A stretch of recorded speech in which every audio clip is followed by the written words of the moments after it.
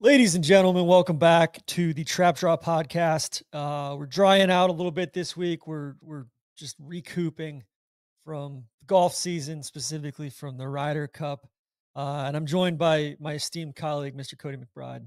Sarge, how are you, sir? I'm great, buddy. Excited to be here. It's it's been a long couple months, but I'm excited to turn things over to some real life, real content stuff. And today is a big day.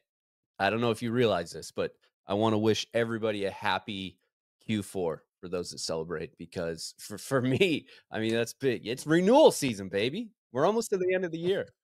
It's also, spouses traveling week, I For think. sure. Uh, Government been shutdown on week. solo, been on solo duty with the kiddos. So yeah, all good. I think we got to thank Mr. Of Jeezy course. as well, through whom all things are possible. And then yeah, just to give everybody an update. Next few weeks, I think try to go for a double up next week. I think we're gonna try to get the Seamsters on playoff baseball. We're recording this on Wednesday early afternoon. The Reds got blown out last night by the Dodgers. We'll see what Solly and Randy's appetite is for talking baseball. Solly was talking about how he talked some ball with Ken Griffey Jr. out at the Ryder Cup and was really disappointed in some of his takes last week. But so we'll have that. I think Randy and I are going to try to chop. We're going to try to get on Sturm for part 2 of our convo with him. I failed miserably at keeping us on agenda, on topic last week, and we just ended up going through the entire NFL, all 32 teams. Sure, we'll get to some of that today. And then just kind of normal fall cadence here for the remainder of the year. So, Cody, I've got an important message for people. I've had a lot of people reaching out, both thanking me, but also kind of upset with me that I got them into Johnny Pops. And I have to make an announcement. I'm in like Johnny Pops rehab. Oh, I had to stop eating them. I was eating 5 or 6 at a time, especially the little ice cream ones, little Neapolitan ones. I was eating a whole box of them in one sitting. And Alex and I made the decision. She said, "Hey, this can't continue. You're getting fat, not just because of the Johnny Pops, but just generally speaking." And I kind of said, "Hey, I'm getting fat here. I need to stop this." So I'm down to once a week, just a little treat once a week. So, so but they're not just not too addicting. necessarily cold turkey. You just Not cold turkey, just you're trying to get it back rationing. in proportion. But yeah, I just think they should come with some sort of warning, like cigarettes or something. That these things can be highly addicting, and generally speaking, just watch No yourself. one gets more Exercise run caution. than Johnny Pops on this podcast. It's truly ridiculous. I just don't know if I can like have them in my life responsibly.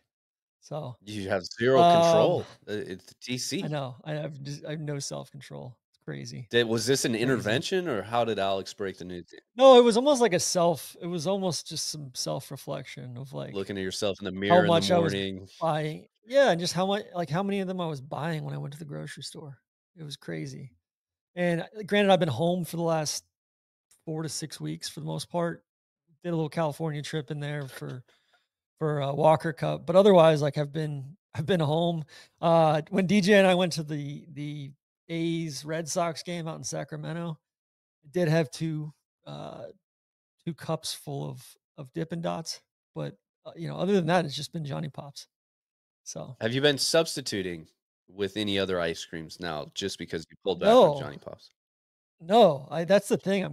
It's just treats and novelty items. I just need to go cold turkey on them. I'm fine going to the local ice cream shop every once in a while, but that can be like a once a Your week ice cream thing. sandwich place. I know you like that place. Oh, Mayday? I'm not a Mayday guy. Oh, no, that's the other place. Yeah, cookies and cream. I'm No, sorry, I don't like for that place people either. won't understand, but that was a complete dead end for TC. Hey, buddy, you know what I love most about this year, and definitely the chop session, Seamsters, ball knowers, the booth. It doesn't matter what it is. It's because our presenting sponsor, ServPro, buddy. Yeah, ServPro, number one brand in cleanup and restoration, known for making any mess like it never even happened. Over 2,200 locations nationwide. They're faster to any size disaster. Visit servpro.com or call 1-800-ServPro today. I think they could have used ServPro up in New York this past weekend. I think the PGA of America could maybe use some ServPro down by you, Cody. I've been all fired up about that. I think in other Dallas news, Coach Flus could probably use Yeah, ServPro. it's not been good. That Not defense, been good so tough far. down there. Randy could use ServPro for his guy Mike Gundy getting got down there in Stillwater. Eric Adams, I'm not sure if he's, like he dropped out of the race on Monday. Really, really tough scene there. I could probably use ServPro for that. And just generally speaking, I'm calling on, I don't really have any personal mea culpas this week, but I am calling on Neil for mea culpa for going after my Jags like he has and Gladstone and Liam Cohen. Jags are 3-1. And so Neil, 1-800 ServPro, call him, I get him on the the only line. thing that I have to add to this, TC, and great request there. I'm surprised you don't have anything else that you yourself would like to cop to. But this episode, the original thought behind it was we're going to do a listener line episode. So I'm demanding I want apologies from all the listeners that are out there. That it doesn't matter if it's for chop sessions, ball knowers usually gets people all hot and bothered. I went and checked the listener line. We had like 4 messages in there. So people, you got to fill it up, man. 833-330-8725. And I don't want to hear the fact that people are probably going to be like, "Oh, well, I don't call anymore because you guys never check them." It's on our time when we check them. All right? But we want to hear from you. We're Amen. going to have a fun episode and it's just a dry hole. I was shocked. Yeah, it was tough. I was at least expecting a couple of Eagles fans to be peacocking about about our 4-0 Eagles and Of course. but Jalen Hurts didn't complete a pass in the second half this past week, which is crazy to me. How are you feeling But anyway, about football right now? Because I know the Jags pretty good start, but I think surpassing some expectations that you had. I know you still have concerns about your quarterback, and I don't want to make this all I knowers do. episode, but where are you actually at? Yeah, I think they're gonna get better as the season goes along. Running game's been awesome. I think that was expected. Couldn't get any worse than last year. Defense has been awesome. Devin Lloyd's been, the player we thought we drafted 3 or 4 years ago. Travis Hunter's getting more and more involved. He had a big catch on 3rd down this week. There's a lot of teams I can't figure out. Like, it was wild to see the Panthers get just completely pantsed by the Patriots this week. Jags division isn't strong. I mean, Titans are awful. Colts are, you know, Colts are frisky or spry, and then Texans seem to be a mess as well. But yeah, I think Jags wise, I'm actually going to London here in a few weeks Be for the sweet. Jags Rams game. Yeah. So if anybody's got any recs over in London, I got some restaurants and bars to hit. Is this a family Some affair? Or friends is of this just you're going solo? You never know. No, this is I'm bringing Alex, and then I'm bringing my mother-in-law. I'm bringing Mumu Ooh, over. She's probably a bigger Jags fan than anybody. So, my Swedish mother-in-law, she is a massive, massive American football fan. So, we're kinda hoping the Jags just go all in on London for 2027 because the stadium is supposed to close down. 2026, I think they're bringing the capacity down to 20 or like 30 or 40,000 when they're doing the renovation. In 27, they're gonna have to close it completely to put this translucent roof and stuff on. So we'll see what happens. But yeah, I'm stoked. I'm going over there like 2.5 weeks from now. what an So awesome trip. Great time of year too. It's crazy. It's that yeah. Yari was in London last week and she's like, "Oh, it just rained the whole time." I'm like, "Yeah, it sounds amazing." Like it's still like 95 degrees here in Texas. Like, what do you that's what you've said you wanted for the whole time.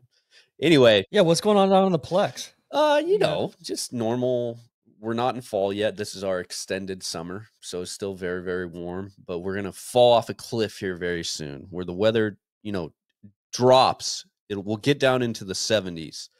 But what that means is that it's just overcast and really rainy, kind of what you guys are going through right now. oh, yeah, we got this hurricane spinning offshore.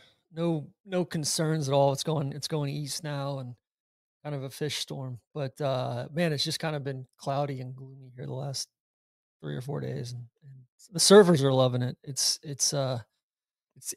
kicking up some nice surf, but otherwise it's just kind of just putting a damper on vibes here. So trying to think what else is going on. Youth sports. You guys got youth sports going right now? Yep, we're in soccer and golf, but primarily soccer's taking up the most time, TC, and it's, just as youth sports usually it takes up a lot of time. I'm kind of upset with our soccer coach that we have right now. Wow. But I know What's the he's never gonna what's listen the to this. complaint there? Listen. So, what are we at? U9 or something? I can't remember. I think we're in a U9 league. Anyway, the twins are both playing. They're on the same team this year. Last year we only had one of the twins playing, so it was a lot easier. But this year, for some reason, we last year we had same coach, but we ran one practice a week that was usually on Monday, you know, night. We would start at 5:30 to 6:30. And sometimes he would get a little froggy and be like, "Oh, we're going to go to 7 tonight." And I'm like, "Okay, cool. I get it." If the girls are into it and it's not crazy hot yet, then fine. They're learning and they like being together and I'm fully supportive of it. This year I guess because we're in a older league, we're supposed to have two practices a week. Our games are either on Thursday nights or Saturdays, and our practices are scheduled to be from 5:30 to 6:30 on Monday and Tuesday. Because of his work commitments, he couldn't do both Monday and Tuesday, so he said, "Hey, on Monday, we're gonna do a practice not from 5:30, but from 6 o'clock to 8 o'clock." And I was like, "Oof, this is a lot. We're a Oh, big routine family. The kids, Monday's already crazy as it is because the weekends are so long. They're hard as shit to wake up in the morning on Monday to get ready for school. They usually have a terrible day at school. We come home and then I got to do one of them's in speech and doing speech and food and dinner and everything. And before we go to this practice, it's now 2 hours. So I originally was like, okay, what I realized though, we're having a 2-hour practice, TC, and this is what is chapping my ass right now. Except for, like I said, our original practice window is 5:30 to 6:30, but instead we're going 6 to 8.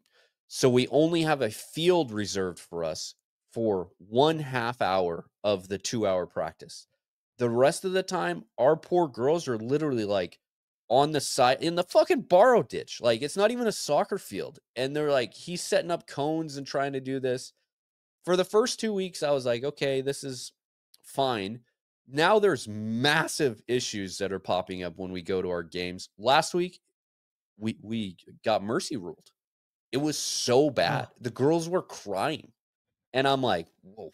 Yari's looking at me like, what happened?" Like, Is this because the practices aren't productive, or is 100%. the team just not good? No, it's Okay. because the practices we're on a bigger field now. And the whole thing, when you're on a small field, everybody can bunch together and kind of move around and shit like that. But now Yeah. when you're playing teams that literally are being coached like, yo, this is your position, stay in your spot. And when the ball comes into your zone, dribble it a couple times and then pass it on.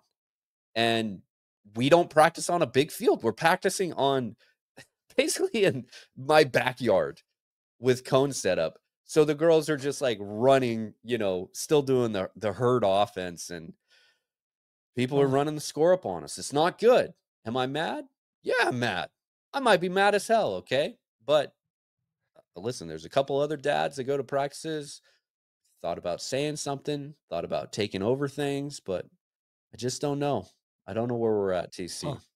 You guys got to be in football or something right now, though, right? We're baseball. Yeah, Goosey's got baseball and football. Which baseball they got these? So he's in. It's like the coach pitch, and then if they don't, hit it on the first two pitches, they uh they put it on a tee for him. And some of these other teams they've had walk up songs. They've had walk up music, Yes. which I'm like, these kids are 5. Like Goosey just turned 5, so he's got really good hand eye coordination. He's been playing well. He likes baseball, loves football. Freddie's been playing football. Goosey's been playing football. He scored 4 touchdowns so far this year, Ooh, which is crazy versus where he was last yeah. year. So all good there. But yeah, it's just the baseball stuff's tough because there's so much gear. I feel like it's a yard sale every time, after every game. I gotta like go the glove. Goosey doesn't like wearing a hat, so he always throws his hat on the ground. He's got his helmet. He's got 2 bats, the whole thing. I'm Why like, why does he have 2 bats? why? I don't know. I don't know why he has 2 bats, and, like, why are we bringing both bats to the game? I Right. think one of them was his bat from last year, and I don't know why we got him a new bat. You don't So, have a does he have gloves? Like batting gloves? he doesn't have gloves. Okay. No, no, we're not doing That's the gloves. next evolution. You got the batting gloves, and then on top of that, you got the sliding running gloves. It's a Yeah, mess. we're not doing that. Full We're not full doing that. accessories, which I understand is a lot coming from golf, which is, like, the king sport of accessories. Yeah. It's just I don't think it needs to be, like, down at the youth level as much as it is. The walk-up music I gets can't e interesting because our Thursday night games are at the same time that, like, the little kids' football is going on. So you have soccer on one side, and then, like, it's Texas, so we got these massive sports centers. And then on the other side, there's, like, 2 football fields, and the little kids play football, on Thursday nights, of course, cleaning, they gotta get it in before Friday nights and all these high school games that we got going on, but they will be blasting, like, the most inappropriate music ever, and I'm like, "Man, these are, like, seven-year-old kids, like, what's going on?" That's just the way of the world these days, I guess. Speaking of, like, keeping track of your stuff, I know this isn't a golf podcast, but we had our little, club championship last week for our Blue Man group at, Ponte Vedra, and I got my tee time wrong. I thought I was like, I showed up, so I adjusted all my hosel settings the night before. I was gonna go to the range and get a nice warm up. I just Like adjusted the your lofts because I woods. needed. Yeah, yeah. And so I showed up at the range at like 11 and they were like, "Hey, you're on the tee." And I was like, I thought I wasn't teeing off till like 12:15. And I was like, "No, you're teeing off now." So didn't get to hit any range balls. I took the kids up to hit, to chip and putt a couple nights before. And I forgot that I left my 58-degree wedge and my 54-degree wedge in Freddie's bag. So I get to the first green. I'm in uh the first day we were on the lagoon course, which is kind of the short, funky one. I get to the greenside bunker on the second hole and realize I don't have my 2 of my wedges. So I'm hitting wedge shots with like 48-degree wedge, which was tough. And lagoon's only like 5,900 yards. So I made 1 birdie in 2 days. It was an unmitigated It disaster. probably had, Shot, like, a lot of wedge shots that a you lot of needed. Yeah. 75 yard wedges. Yeah. So just tough. So I probably need to just focus on keeping track of my own gear. Um, Cody, What was the let's think. results? This isn't golf, of course, but, what are the results? Yeah. How'd you do? I finished third. Like it was a flighted thing. There was probably 50 guys. I was in the top flight. I finished third. I shot like 75, 76. Drove it really well. Putted like a dog the first day, put the mallet in the bag for the second day, putted really well the second day, and just couldn't get the ball in the hole. Man, Um, so, we gotta but, keep you on top of things, man. Do you know, I know, you I usually know, you're I've just been so scattered do you lately. know what helps keeping you so you're not scattered all the time? It's our friend Drew at What's that? Stone Creek. All right, today, Drew and the team at Stone Creek want to pause and recognize the real heroes of today's show. Those of you who call into the voicemail line, we need more of you, by the way. But those of you who DM us when we need a mea culpa, when something interesting comes across the wire, uh, you guys are the watchdogs. There's some self righteousness there, but there's also some much needed righteousness there. You're keeping tabs on things. You're increasing my tab count, many mea culpas, and just holding us accountable when we drift slightly out of line. So I appreciate the noble work. Civilization itself might collapse without your tireless action. So to each of you, thank you from Drew and everybody at Stone Creek. And if you're looking for a way to fuel up for another long day of monitoring, enforcing podcast justice, you know Stone Creek Coffee has you covered. High quality coffee, no gimmicks, designed for people who take their mornings as seriously as you take your parasocial relationships. A couple of things to shout out. First, stonecreekcoffee.com/no laying up. They're still offering 3 NLU themed coffees, a restock of the twice sold out Activate Your Glutes mug, and a brand new hat that Drew designed with golfers in mind. So stonecreekcoffee.com/no laying up. Then Drew also dropped their keep showing up products onto that landing page, uh, which, yeah, there you go. Cody's got one of the t-shirts on right now. This includes a special coffee bucket hat to go with everything else to benefit Jake Trego and his family as Jake continues to fight against cancer. Actually talked to Jake. I talked to him last Monday or Tuesday in the lead up to the Ryder Cup. He's doing well. He was getting ready for just the number of doctor's appointments he has blows my mind. I don't think I could even fathom it. But he's continuing his fight against cancer and pursuing that liver transplant here coming up. So stonecreekcoffee.com/no laying up.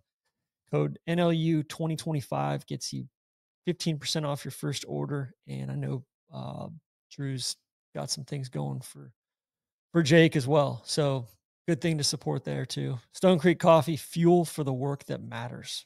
Yeah. All right, Cody, what's the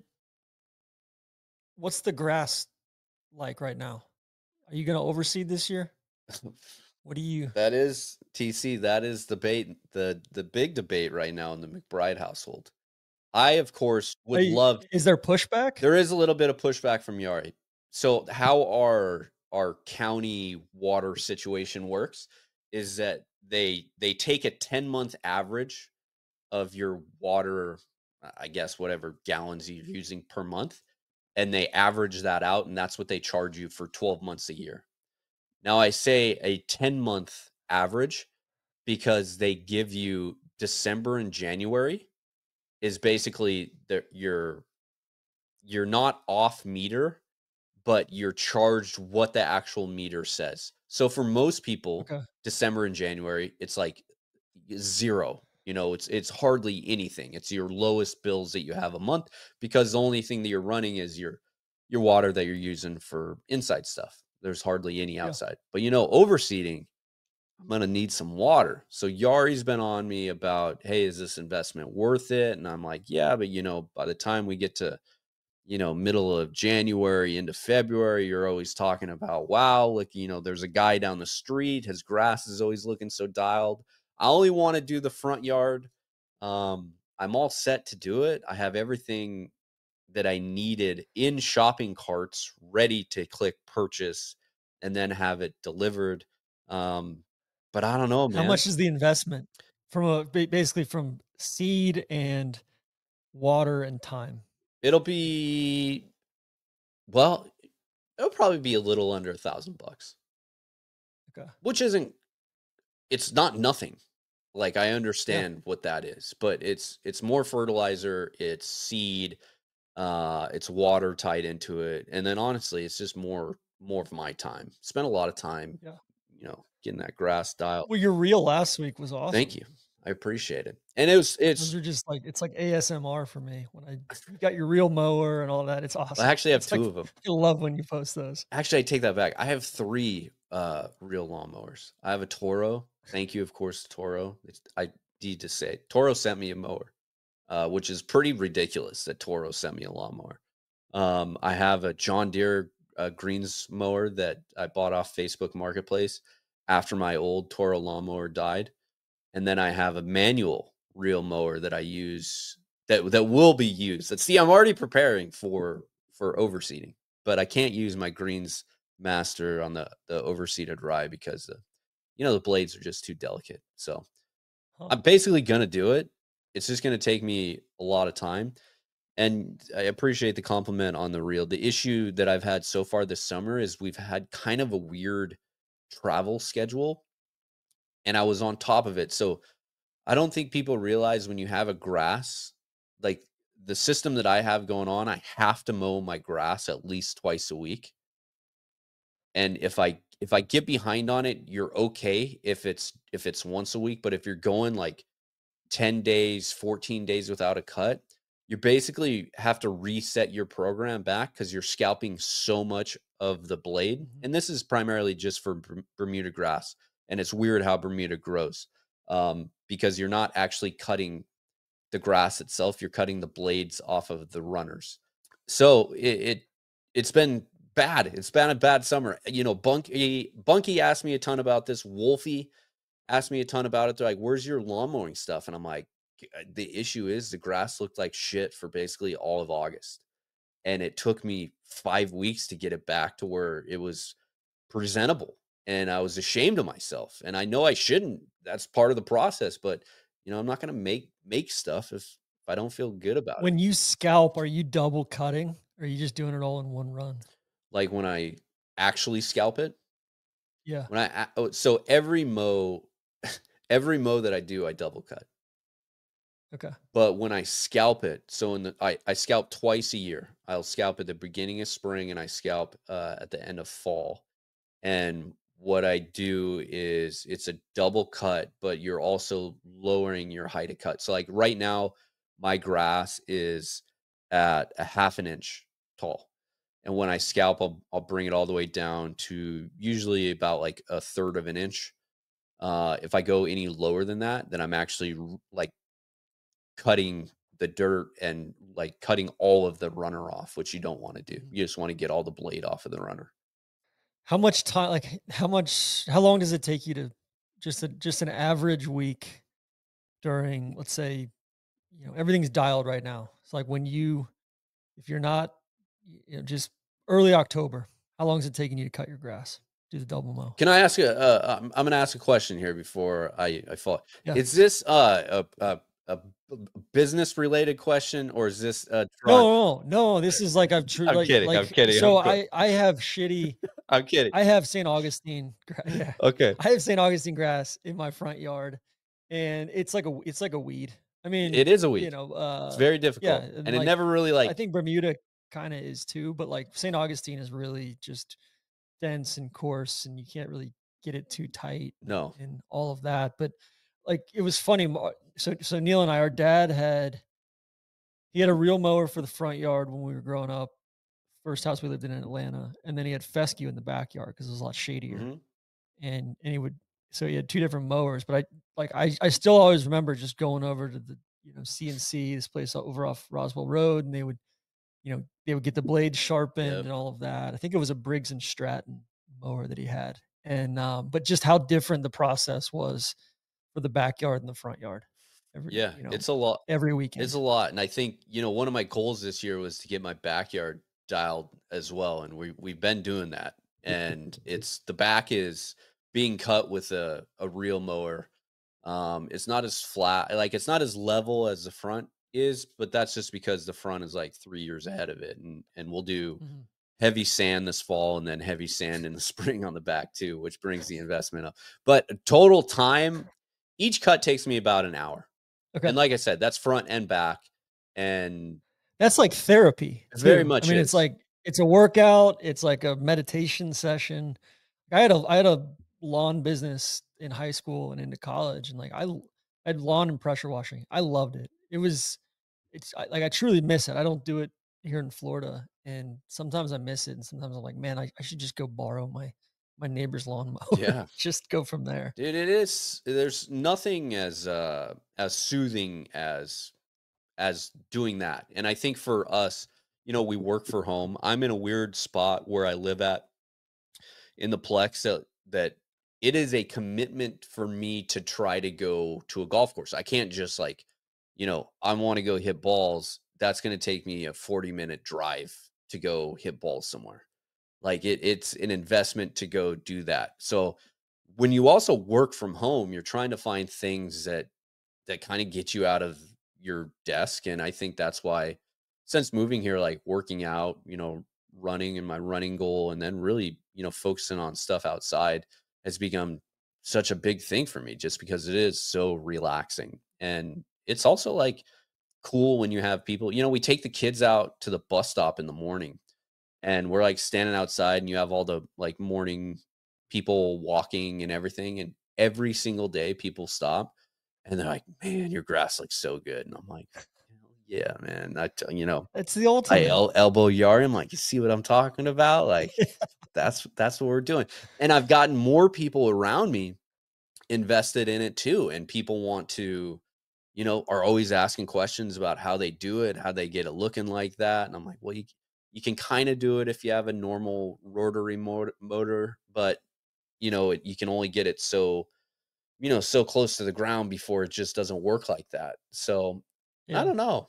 I've had some offers, other people asking me, "Hey, will you take care of my grass?" I'm like, I don't have the time for that, but it's awesome. And I love the fact That's because sweet, there man. is this big crossover, obviously, between golf community, grass community, and people get a kick out of it. And I absolutely love it. And it makes you realize any golf course. I don't care if it's something, your municipal golf course that you rock up to, how much work goes into that, even though Oof. you'll like sit there and be like, you can complain about the lack of grass and slow greens and bare spots, and you don't realize that half of that is it all comes down to funding. And that's all it is, because there's a bunch of people there that are committing a ton of time and are passionate about it. But if you don't have the funding to make stuff grow, like you have zero control over the soil and mother nature. It just is a Yeah. constant battle of trying to keep up.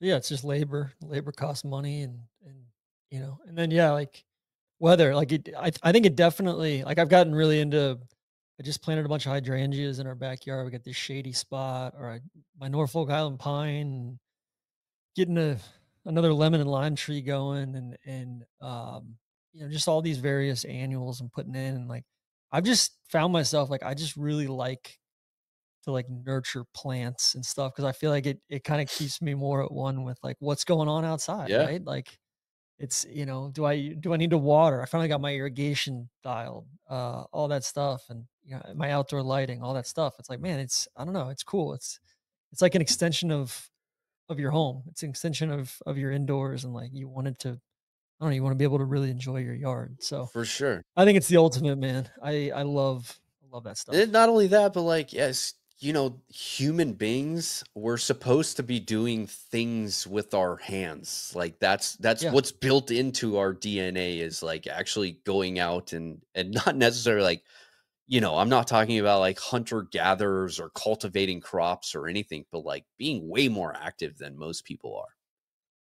Yeah, and it just makes you feel good about something, like, look back on something and be like, "Oh, you know what? Like, yeah, like, that's a result of my hard work." Oh, It's cool. for So, sure. God, I can't wait to see what your hydrangeas are looking like. yeah, I will probably take a couple we put some sea grape leaves in, Closia, hydrangeas, some palm tree yeah, like, I don't know, it's gotta I really, really enjoy we're in a cool climate zone down here in Jacksonville too, where we get it stays warm enough in the winter where we don't have to worry too much about freezes. Sometimes we have to cover stuff, but kind of gives us a little bit of a cushion there. Obviously, it gets hot as shit and super humid in the summer, but it's pretty temperate most of the time, especially out here at the beach. Like we get a nice breeze and stuff. So this is my favorite time of the year. There's so much stuff blooming right now. It's awesome. So the birds of paradise are probably my favorite. Those are just those big blooms. So anyway, what else has been going on at home? You Anything? you mentioned it. I think we've been in the same boat here. I'm on week 2 of solo in it here, which all it does is just strictly make me appreciate my wife so much more, and the amount of travel that we get to do and how easy she always makes it, because I'm not going to say that it's like overly difficult. It's just a lot always going on with kids schedules and wake ups, and for me, hair, like that's my biggest, like, oh my goodness, every morning here, I'm going to ask, do you want a ponytail or can we just leave it long? And there's always one of them every single day that asks for a braid, and I'm just like, oh no, this is adding 10 minutes to my schedule. I can't even imagine that with the 2 boys, like, it's truly just trying to keep them alive, and keep them from killing each other. Trying to keep them fed. No bruises on their faces, at least. Yeah, Uh, hair is the farthest thing from our I'm minds. so proud we're So, we're finally at the age where it's not like a complete battle of getting these kids just to do basic hygiene stuff like brushing teeth normally. Like, please just be a normal human being and brush your teeth, like with the timer, so you don't come downstairs and your mouth sound like an actual dumpster. And I'm so happy for them because they're finally way past that, and it's just crazy to see them grow and start maturing and like, just watching their little personalities and stuff come out. We're finally out of the Labubu phase. That was a big thing the last couple months. I think we're in the clear there. I had absolutely no clue what those were when, you and Jordan were talking about them for a little bit. And then I still don't have a clue what they are. it's just like with this It's weird little doll thing. And it came into the North Texas, elementary schools like a tidal wave, and everyone had them. And now finally nobody's really talking about them again. um, trying to the other thing I had here recently just from the last few weeks, before we get into some monitoring, I took Alex to this meat class at Klein's Butcher Shop here in town. It's by far the best butcher in probably Northeast Florida. And this guy used to work in, various meat distributing businesses and, for kind of a restaurant purveyor, and started his own thing with his wife probably like 5 or 6 years ago at least. And it's been remarkable to see the quality of stuff that they're bringing in, both from Nebraska and South Dakota, but also here just outside of Jacksonville, like really good, genetics for the cattle and dry aging and, so yeah, just like quality spot. But they do this meat class. They just break down a whole cow and they lay it all out on the this big table, and they just walk you through every single cut of meat on there, and he answers questions for like 2 hours. It was, Alex was like, "Wait, what are we doing? We're doing this for date night? We're going to this meat class?" I'm like, "Just trust I me." bet she loved And it. they're serving up, "Hey, here's our hanger cut. Here's our skirt steak. Here's a dry aged ribeye. Here's a wet aged ribeye. Here's a prime. Here's a choice." And all that. It was awesome. And like we both walked away from it. You're drinking wine.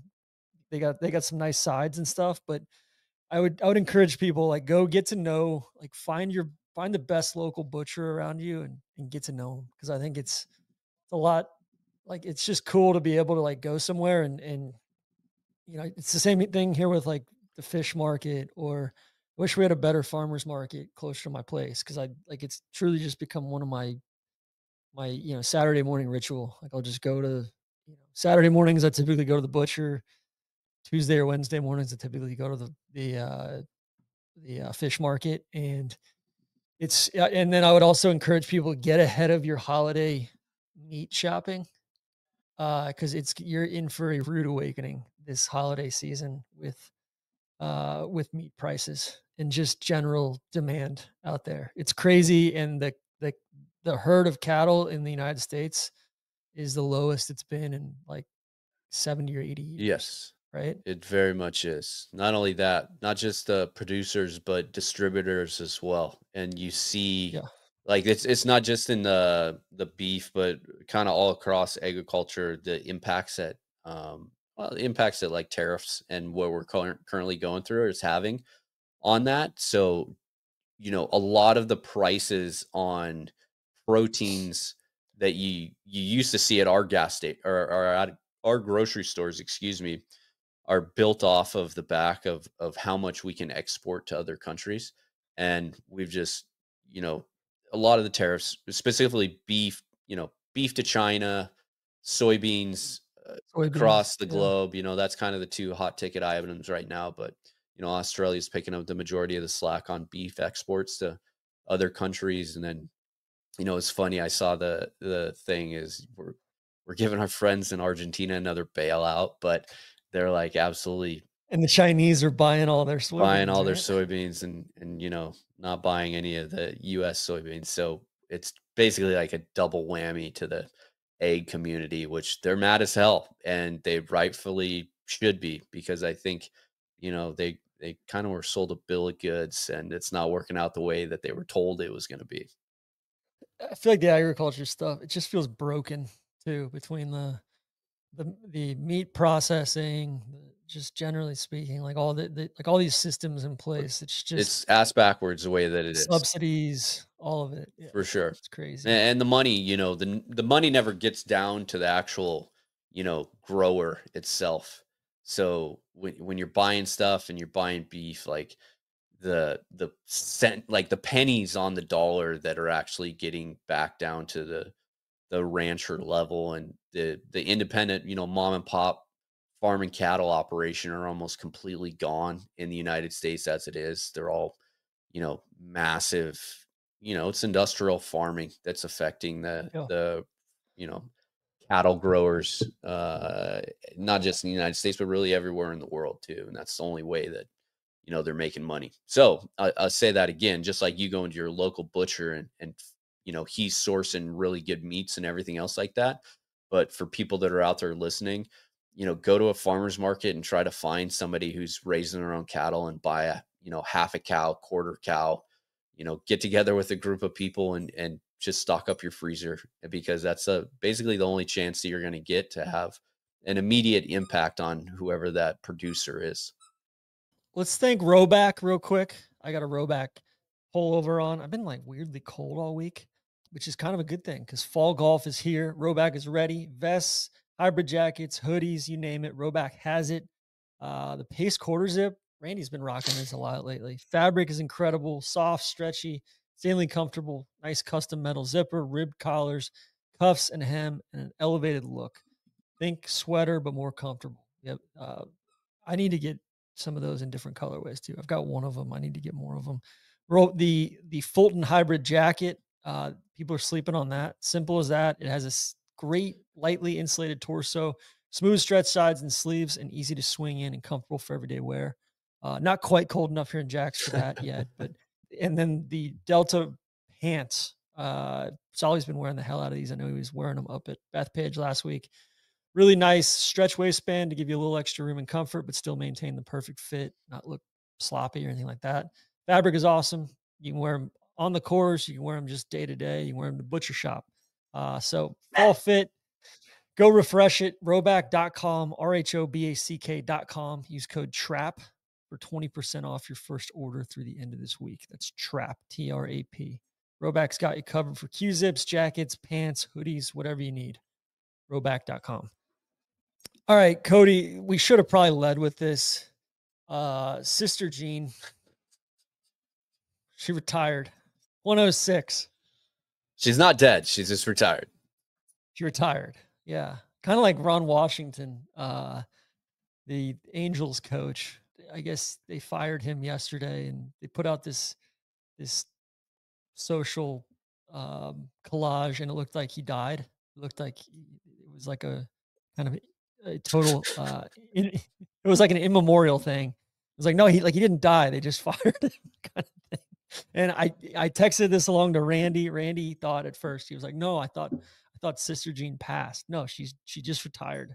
She couldn't keep up with the physical demands of being on campus anymore. So all bits aside, I wish Sister Jean health, happiness, longevity there in her retirement. Best tidings Sister there. Jean, born in 1919. That's crazy, man. Truly. 1919. Yeah, she's lived through a lot. She was, I mean, God, she was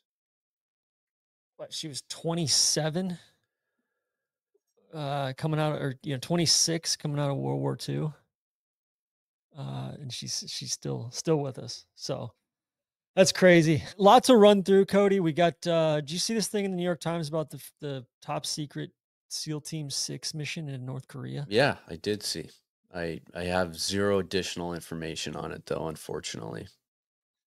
That was a wild one. New York Times, this was from a 2019 operation. They were trying to plan an electronic device to intercept the comms of North Korea's Kim Jong Un, little Kimmy, kind of before or during some nuclear negotiations with DT.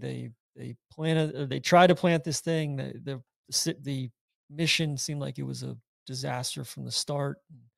Kind of found out, and yeah, they, some fishermen I think who were fishing at night there kind of ran into them, and then everything went haywire from that. So crazy, just expose, I guess you could say.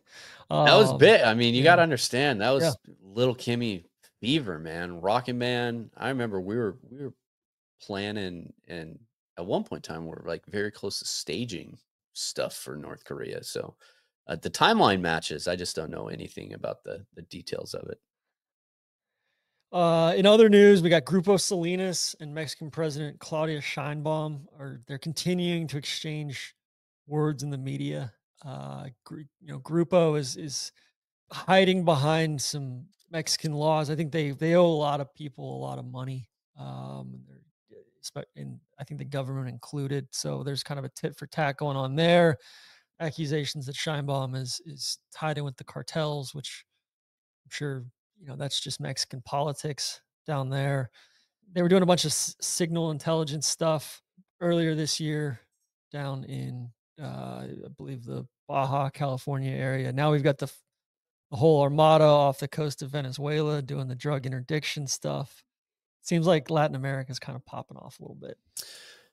Yeah, all underneath the disguise of, counter narcotics operation. But I think the signals missions, what you're talking about, is truly just like scraping and trying to find. It's not necessarily like nefarious, like acts No, on no, our part or anything else. yeah, That's all like laying out what your battlefield plan is going to be. But I'm still, I guess, a little confused on just like how legally we're targeting a lot of these speedboats. Like it doesn't really seem normal to me, but I understand there's like a justification for everything. But like it's very kind of clear like what we're trying to pressure them to do, right? Like I think it's it's not that difficult to put two and two together and be like, oh, well, like they have like a bunch of oil that they don't really like have the yeah. ability to sell to a lot of people. So what are we gonna do? Just clamp down on that even more in the words of narco, and then all of a sudden come in and try to save the deal? Yeah, it's do you think Maduro lasts through the end of the year? I I would say yes. These people always have this a strange ability of holding on a lot longer than you ever think that they would or should. Seems very much to be like a cat with nine lives. So yeah, I'm sure he will. I will say I talked to Neil about this. So we're in Montana last month, and it was around the time. Did you ever get caught up on any of Venezuela's like sweet social media campaign that they were doing? No. So they put out like some pictures of like basically, or not pictures, but videos of what they're claiming to be like Venezuela's Navy SEALs. And like in these, they had set up these tents and they're like, oh, in the control center. And then they had them like a couple videos of them out doing drills and like, them trying to, I guess do like a intimidation videos of how badass they are, except for the majority of the people in the videos were all like 40 to 55-year-old men, all wearing like, boots that don't really fit them at all. They're all like untucked and like have big bellies, and it just looked like a hot mess. It was it was very interesting to see. We got a real good kick out of Huh. that. Uh Somebody sent me this one. I can't remember who. It kind of stopped me in my tracks. There was this missing woman from Texas who was found living with an African tribe in the Scottish forest. And this was It's per a lot going STV on in News. that headline. Yeah. The sub headline, the Kingdom of Kubala claim they've settled in a forest in Jedburgh with the intention of reclaiming land that was stolen from their ancestors. And this is up in the Scottish Highlands. And just yeah, this one just really I don't really know what to do with it. Scottish government doesn't really either. There's there's messianic stuff. There's this prophecy and just a really uh, strange strange story. So And with like the key part in there of being this American from North, yeah, like from Dallas. Her family has had her like filed her as a missing person, and she's 100% like, I'm not missing. Like this is what I'm doing with my life. Why do they keep saying that I'm missing? Like this is where I'm at. Stop saying this, which is so wild to me. Yeah. That one was, yeah, interesting. We got undersea cables getting cut at an alarming rate. This is just, I know there's been all sorts of stuff in the Baltic. I know there was stuff in the Middle East, off the coast of Africa. There's this one boat that keeps going past, like in the Baltic, and they're launching drones from it, and messing with Poland. And then I know they cut internet to Visby Yeah. for a short period of time until they got that back up. It just seems like a lot of saber rattling up there. The Russians the other day, I think, flew into somebody's airspace. I don't know if it was Estonia or Latvia. Very brazen stuff here. So There's a lot going on, you know. You say all these ships, it's the Shadow Fleet. So these are all like two, whoever the ship owner is that's contracted through a separate, third country broker that is only doing, basically only running supplies for Russia. It just can't, you can't have a Russian flag vessel right now because of how many restrictions they're currently under. I didn't realize this because, in the Baltic, this is going to go back a couple years when I think Nord Stream and the damage that happened there, and everybody trying to figure out who it was. And at one point in time, it was like, oh, the US did it. And then they're like, no, this is clearly Russia. Oh, no, I saw some Ukrainian maybe guy got Ukraine. pinched the other day. Yeah. Yeah. And it's just really weird. And then, these cables, and we talk about, like these cables buried at the bottom of the sea, you would think that there would be more of like a protective casing or cover around them that, the shadow fleet is basically just dragging their anchors, which is highly Mhm. illegal, across the bottom of the seafloor. And I'm like, well, wait a second. That like gotta be like a big ass anchor, man. Like how much chain is that? So the average depth in the Baltic is 180 feet. So not as deep as I thought it was going to be at all. So It's pretty sandy yeah. and just So they literally are bare bottom. dragging the bottom of the Baltic and attempting to, scoop up all of these cables that they possibly can and just rip them in half. Which seems like there would be a way to protect them more. Maybe not. Who knows? Crazy. Crazy. We'll of course continue to monitor that. We're monitoring the Cracker Barrel renovations. Those have been suspended along with their new branding and all of that. Cody, did you see this about the wood in the hot in the corn dogs? Not good, TC. Which well, I mean, typically wood in corn dogs is good. That's just how they're typically supposed to work. But I guess there were pieces of wood in the batter. Hilscher Brands, a subsidiary of Tyson Foods, discovered the issue, started getting complaints. Half a dozen people reported injuries because of pieces of wood in there. So 58 million pounds of corn dogs recalled and destroyed. A lot of corn dogs. Like, what are we doing? We got unrest in Nepal and Madagascar. Um, I think the president in Madagascar, there were some power cuts, water protests. I think he disbanded the government. Nepal's been all sorts of similar thing, protests and anti-government stuff there. Continue to monitor that. The youth are rising. That's what it is. Yeah. Uh, Cody, you a potbelly guy? I know Sally's a big I potbelly don't think guy. I've ever dined or picked up food at a Really? Potbelly ever in my life. It's still like the one of the places that I eat potbelly is Dulles Airport sometimes because it's one of the few decent options. Have a sandwich at Dulles, just a reprehensible airport. But Solly actually got me into Potbelly, but they got acquired by Racetrack, Oh, the gas the gas station? station. Yeah, for $566 million. That's pretty So good. Good on racetrack. It yeah, kinda makes sense. yeah, Proud Atlanta company, of uh, course. yeah. They are an Atlanta company. This cheating scandal in the rock skipping competitions. I haven't seen anything on this in a couple weeks. This is on the island of Eastdale, which is Western Scotland.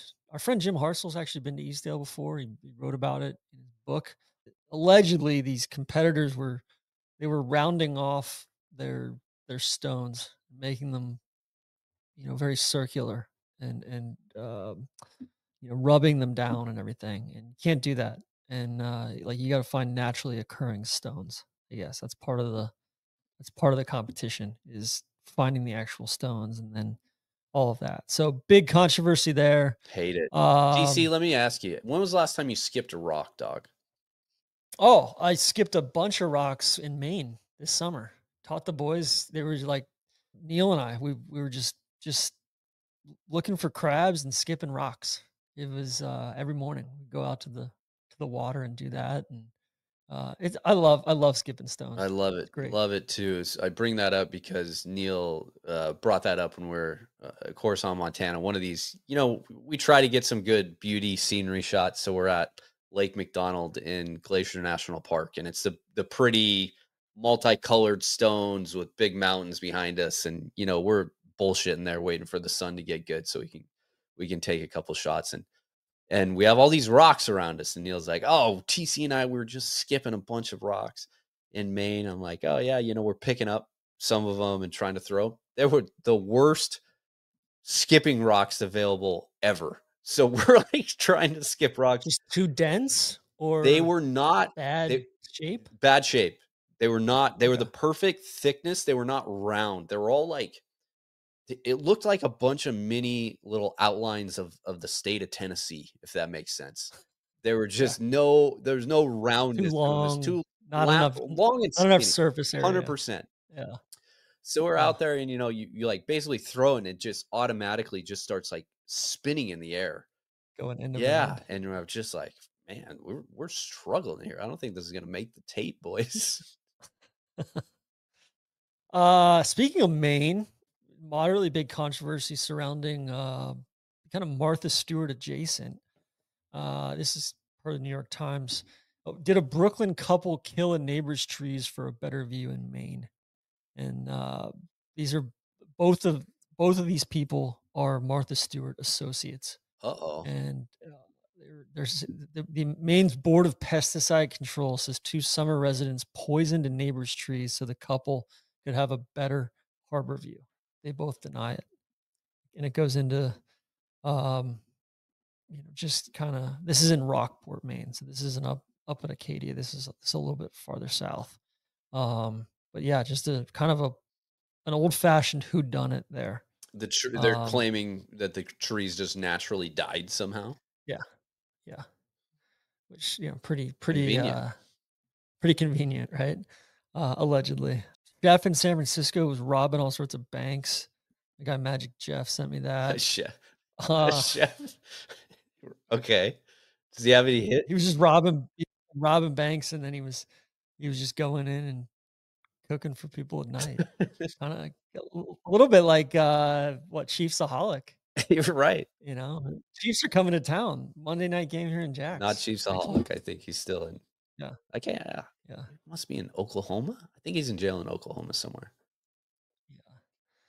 yeah. Let's see what else we got. Southern Water, which is a big British kind of water company, utility company over there. They have warned tanker companies to stop delivering its water to the Wiltshire estate of Stephen Schwartzman, one of the world's richest men. I guess he had this 2,500-acre estate, and he's been trying to fill this lake on the estate, all while this local ban on watering and hose pipe has been in place for everybody else in the neighborhood. So big, kind of a do as I say, not as I do, kind of thing. Tough look there. You know who that Just is, right? following Yeah. Schwartzman, he's like the what is he? Is Blackstone. he BlackRock or Yep. Blackstone? Yeah, yeah. Australian woman given life sentence in mushroom murder case. This is following back up. I think we talked about this a year or two ago. Just kind of tying a loop on that one. Did you see this piece on the strip cup company that was uh they're trying to bribe the tax auditor that was investigating them. Took them to strip club, hotels, restaurants. I think they owed like $8 million in back taxes. And New York Post had a field day with this one. That was one of my favorite pieces this year so far. Other pieces, Japanese style 7-Elevens are they're coming our way. Excited for that. Very We've exciting. got yeah, the 7-Eleven scene in Sweden is pretty, I think, pretty elevated. So we'll see kind of how that works here in the Well, States. I think that tied into, I remember that from our trip as well. I think there's Sweden has rules about like freshness, not only the products that you're selling or making, but how long their shelf life is, which is not the case in the United States. I frankly am a bit concerned if they just turn my 7-Eleven that's in town and like randomly or like, okay, we're gonna turn you into a Japanese 7-Eleven and make the egg salad. Like I don't think they're currently set up I don't to trust do those. that Yeah. right now. All right.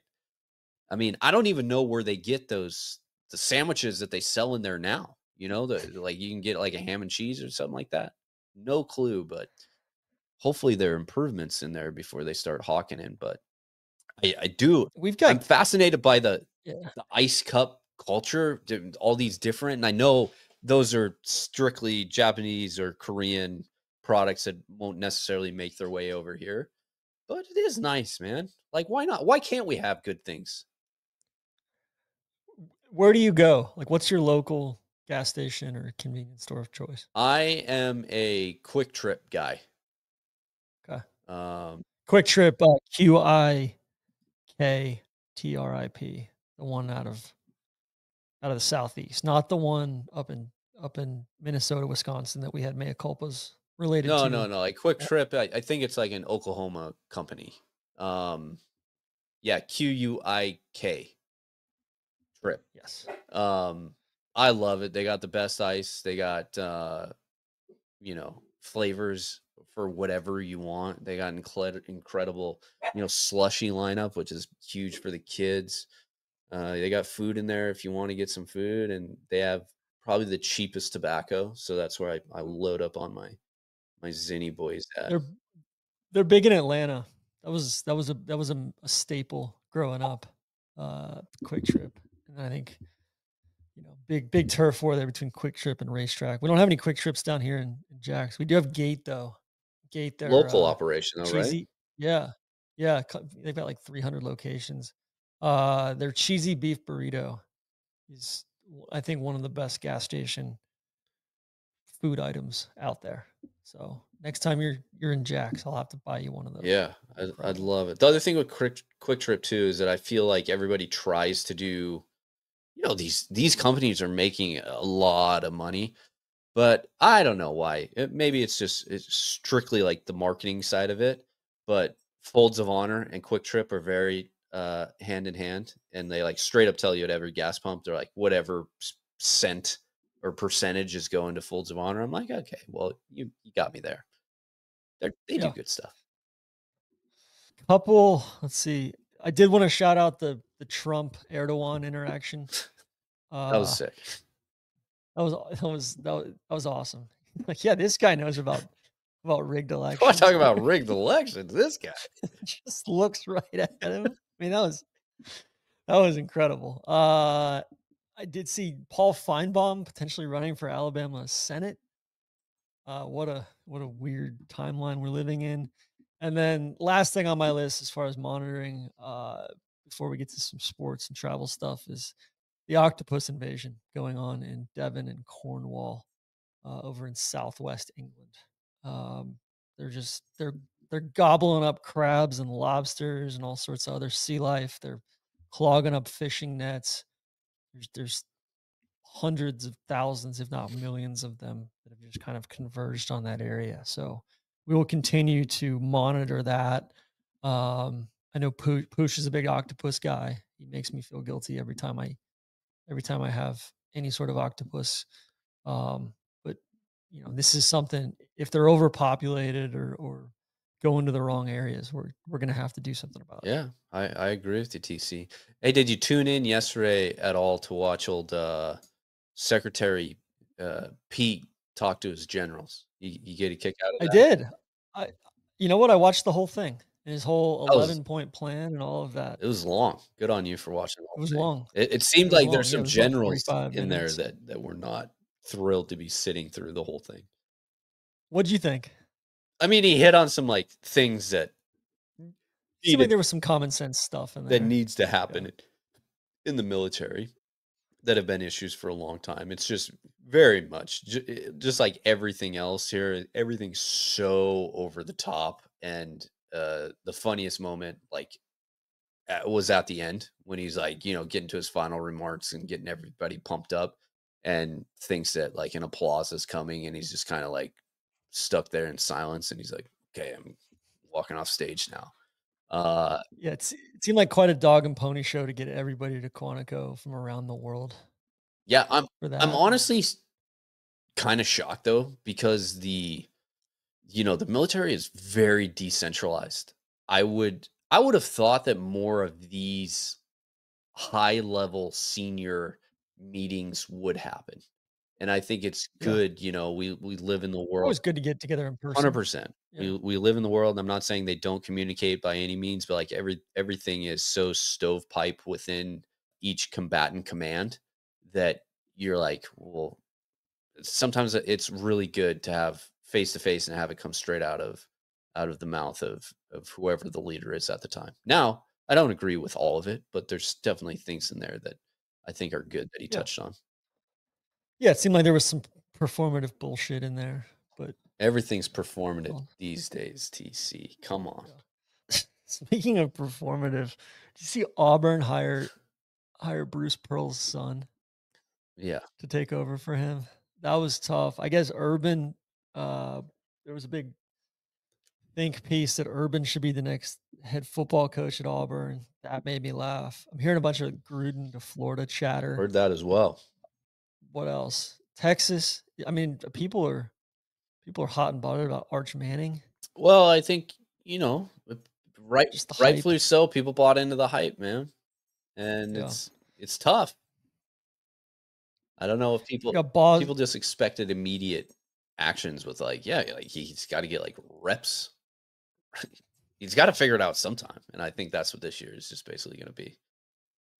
We got a few other things to cover next week. I think Ball Zero, bad loss. Got their doors blown in.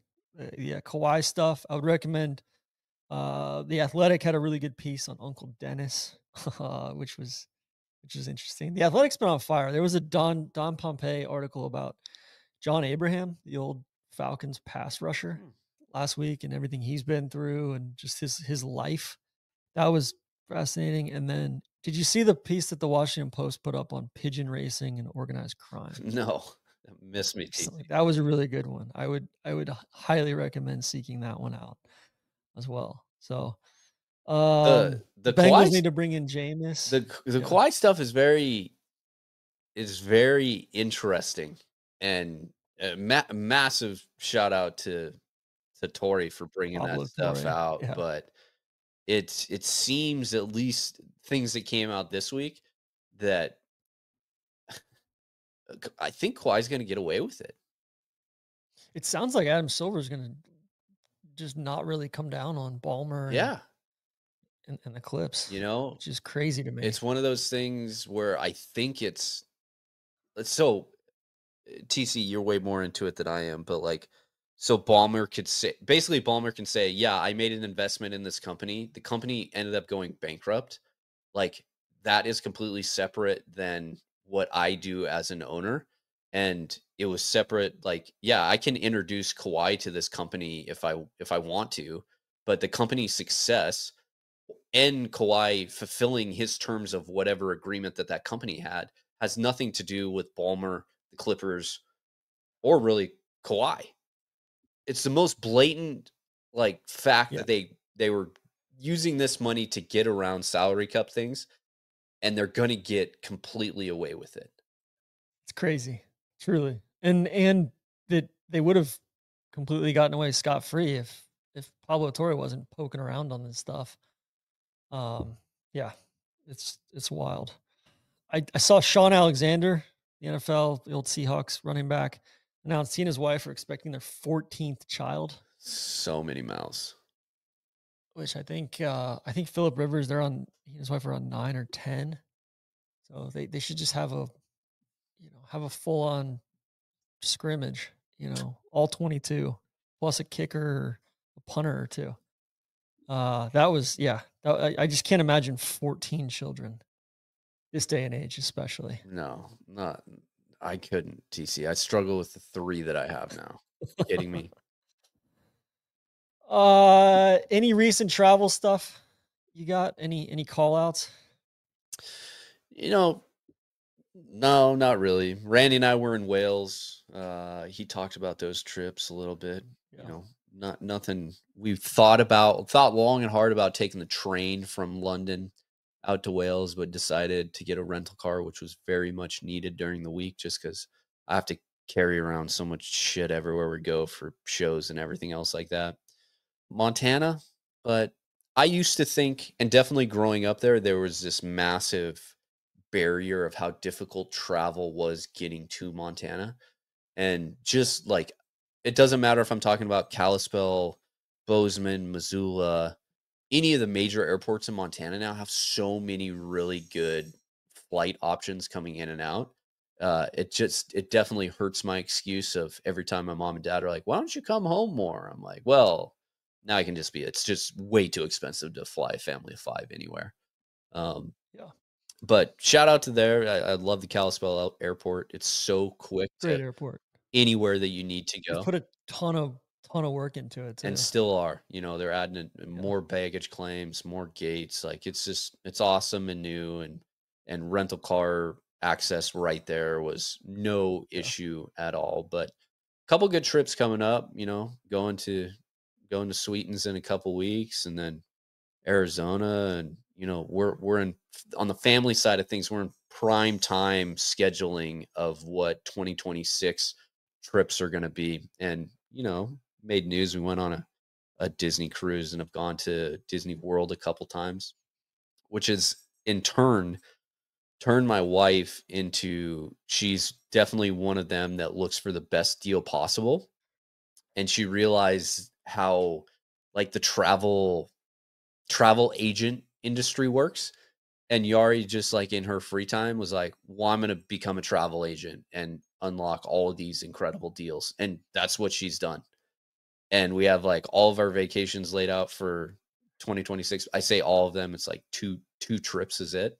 But getting like, does she have an IATA number yes, too? yes, Like, it's really yes, she's like officially a officially, travel agent, yes. So it makes so it she's so commissionable and all of that. 100%. So Wow. like all of these things that are so extremely expensive when you look at like on websites, or try to do anything yourself, are just like completely cut in half. And on some of them, like almost 75% off. It's just incredible what she's Whoa. gotten herself into. So I love it, you know. Huh. That's that's crazy. What was that process like for her? She's spent a lot of time during the evenings where she used to sit there and make me watch Real Housewives stuff, but with her laptop and her computer grinding over slide decks. And you got I can't remember if it's for IATA or another one that she did, but be like you have to be an independent contractor for an agency in order to get access to whatever, you know, the training pipeline to get there was. And then she, you know, her talking about all these different travel agencies and the one that she ended up picking. And it's really cool. And shout out to her for doing Wow. it, because, you know, I think it's one of those things where we weren't able to do any of this stuff like when we were kids, and we want our kids to experience new things and travel and learn. And her doing the hard work of making it a little bit easier on us. Yeah, that's cool. That's awesome. I need to talk more with her about that. Cody, I was on a flight lately with it was a regional flight on United. It had this Starlink You were high Wi-Fi. praising it. It was so fast, dude. Like it was truly jarring how fast it was versus any other in-flight Wi-Fi I've ever experienced. So That's hopefully that starts coming to mainline flights here soon. Yeah, I hope so. I mean, it's a great product. I also saw that Tesla, Elon, they're like in the final R&D phases of a phone. So we'll Oh, see what really? that turns into as well. But it'll have literally like, you won't have a carrier. It's just Starlink on. a device. Straight satellite. Huh. There was a big WSGA thing on toxic fumes, on flights, mainly from mean, I think mainly on Airbuses, mainly planes just sitting there, kind of on the APU and ingesting some of these toxic fumes. So Can't be good. more to come there, I think, on regulation. Minneapolis, St. Paul continues to get a lot of love in our Slack. Matt on our team flew through there here recently, and he just said it's a great airport, which I would agree with him. It's kind of a little bit. There's some long walks in there, maybe some. It feels like a shopping mall at times, but A wilderness um, shopping mall. yeah, yeah. Which There was a big, I'll real quick on MSP. So Matt is a Delta guy, which is yes, great. great I for used him. to be a card carrying Delta man as well, so I spent a lot of time at MSP. MSP in spring and summer is great, man. But there's like 5 months flying through MSP where it's a real issue, and that's not so much a lot of things that they can control. It's a lot of weather, but come back around if you're trying to get through MSP in December, January, February without any issues. Amen. There was a big piece in the Washington Post about people who stare at the map on the flight tracker on airplanes for the whole flight. What's that called? I'll I'll I'll raise my hand there. No, that was the other one. There was just the people Raw that don't do dogging. anything, the raw dogging, and this is people that do, that stare at the map instead. So, uh, I'm I'm one of those on certain flights. I want to give a shout out to the Air Show Pod with John Ostrower. That's been in fuego lately. A lot going on in the airline world. And then, Cody, I got some concerning reports from some listeners that Steve's Snapping Dogs, a listener tried to go there at 7:23 on like a weeknight and they were closed. The kitchen was closed. They were still serving drinks, but the kitchen was closed. 7:23 p.m. Like they ran out of dogs? I don't know. I don't know. It's not good though. Um, Bad. Maybe they ran out of their supply. You don't know. I'm pretty Yeah, sure it's that's closing anyway. I know, I know. It seems and then friend of the program said Osteria Marco in Terminal B, the mezzanine of Terminal B. Hit that up next time you're going through Denver.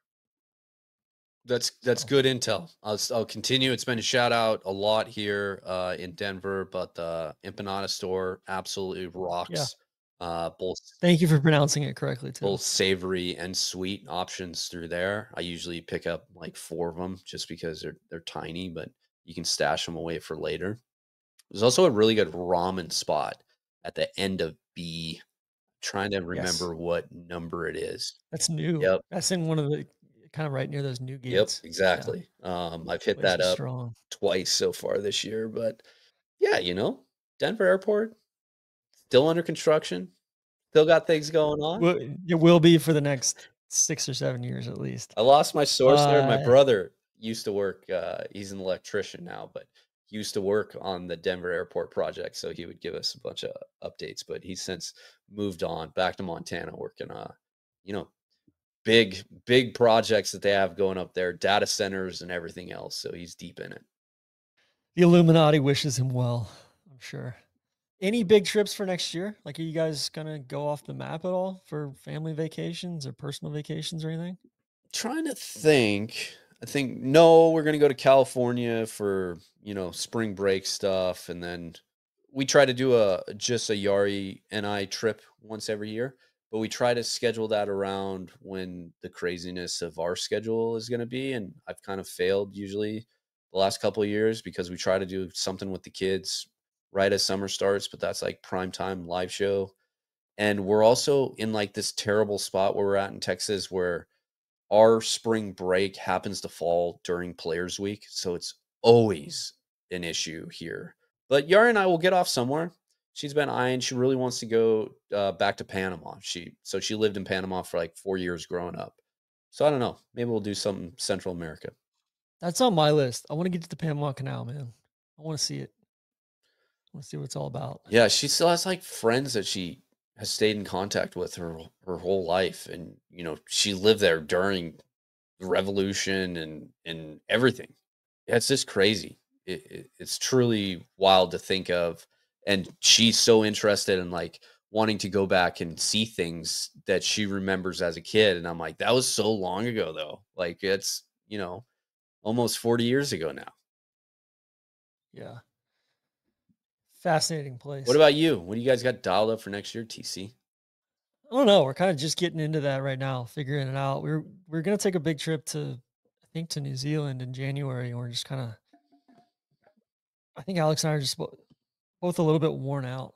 And we're like, hey, do we want to go that far? Do we want to do that? So trying to figure that out. We do want to take the kids to Hawaii. I have an aunt that lives over there, and we've never taken the kids over there to visit. Shit, I've never been Lives on to the Big fucking. Islands. I Yeah. was in Hawaii for literally like 16 hours, and that's to deboard, get fucking rigged up, and get on an aircraft carrier. I've never done any tourist stuff at all in Hawaii. Yeah, well, it's one of those things where it's just, I think everybody here in this part of the world, like, like I think everybody in the West Coast and Texas, kind of Hawaii, Cabo, that part of the world. I think here everybody goes to the Caribbean Yep. and goes to Bahamas. Like we're 45-minute flight to the Bahamas from here, right? So there's some spots like, I know everybody thinks of the Bahamas as Nassau or whatever, but there's, Oh, so much more. the Abacos and Eleuthera is unbelievable. It's like, 150 miles, 200 miles long, and honestly feels a lot like Hawaii in spots, just very, forested and rocky and all of that. So not sure what we're going to do for family vacation next year. Kind of just early going on figuring that out. But I'm dying to get to Japan as well. That's a big blind spot for me and big one on my list. I know. It's crazy weird timing. I got a text message last night that was like, "Hey, do you want to go to Korea in whatever 3 weeks for International Crown?" And I'm like, "Oh, we're busy with work that week, but I can't wait to go back to Asia. Like it doesn't matter where it's at. I think it's like all I can think about is the food and exploring new cultures, and I'm right there with you, TC. And it's literally just food. Hey, I finally put in Yep. an order. So in Texas, I don't know if you've explored the space at all or not, but I found a couple guys who make the Santa Maria grills on Facebook Marketplace, and I ordered one. So I'm finally going to get my own Argentinian All grill. right, tell me how it goes because I've been thinking about, like, I've got my egg, and then instead of doing a big built-in thing, I was thinking about just getting, like, everything gets torn up here at the beach. Like I think we live in literally the saltiest place, at least in the continental United States, just with how our onshore winds go and how where we are up the coast and all of that. But there's this company that makes pretty heavy duty Santa Maria grills that they sell at our Ace here. I was just talking to kind of the guy that runs the big grilling thing. Shout out to Turner Ace. Does an awesome job. But yeah, I was like, hey, like how long is this thing gonna last here? Because this is a heavy duty. It's got the little wheels and Yeah. cranks and all of that stuff. So keep me posted on that because I feel like I would have to get stocked up on all sorts of proper wood as well, right? Like getting the right wood to really feed that thing. Yeah, so I was able to find a Argentinian like butcher shop in town. So it's up in Plano, so it's going to be a little bit of a drive, but they have everything that you need there. So go stock up on some meats, but they also have like the whole lump, charcoal and Mhm. all the other accessories and stuff. So I'm like, okay, yeah, pulled the I trigger. tell you what I had the other day. There's a Peruvian slash Argentinian. It's kind of just like a South American food. It's called Los Andes. I had the provoleta Mm, the other day, just the grilled yeah. provolone. Oh, it was so good. It's like, man, I need to start doing this. It's so simple, but God, that sounds so good. Make my mouth water. Yesterday I made some beer tacos, just normal, I saw that. shoulder roast Yeah. that I Well, you threw did the in. before. You didn't post the I after. totally got too excited making tacos and everything between pulling the meats and pulling out the sauce and boiling it down a little bit and made some consomme for my dipping and getting the tortillas ready and melting the cheese on them. TC, it was me and the girls. absolutely went ham on it. I'm actually thinking that's what I'm gonna have for lunch today too. So I have a bunch of meat left over. I'm gonna go warm that stuff up and make some more another round of tacos with it. I love that. Well, hey, let's call it there then, because I think that's a good session. Thanks to everyone for joining. Thanks to ServPro. Thanks to Stone Creek. Thanks to Rhoback. Cody, thanks to you. Yeah, of course. And hey, don't be afraid to hit up that listener line, people. 833-330-8725. I do pay attention to it. And if something comes through that I need to bring to the guy's attention, it doesn't matter which show it is, I will deliver on that. And I want you and Neil hopping on at some point here next month to talk about moving too, and just Yeah. getting Neil's deep in that this week. Finally ditching his city slicker ways. He's gone country, moving out to the hills of New Jersey, which he's gonna have all sorts of pet peeves and observations from the whole I process. love it. Need to get that guy a riding mower too. He's got a bunch of grass on Amen. hills that he needs to get under control. TC, it was a pleasure as always, brother. Thank you, bud.